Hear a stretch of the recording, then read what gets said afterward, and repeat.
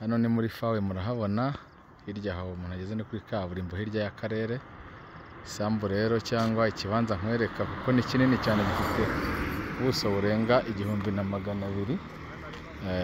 Isambu ni iyi ngiyi muri kaburimbo neza direct, murabibona ubundi kuhatambagira muri quartier nziza kandi bya bindi bamwe banga hepfo y'umuhanda. Ahangaha haruguru ku mujyi wa Nyamata ngaho muri fawe.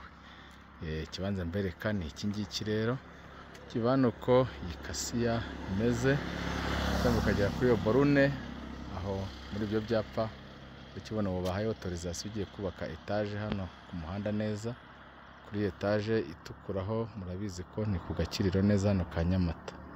Ikibanza rero mbereka ni iki, kirimo ibibanza bitatu ko ubuso burasaga 2. Iyi mari ntawe utayigura keretse kwiburira ikofi, naho ubundi ni no kubiranguzo nyirayo akeneye amafaranga.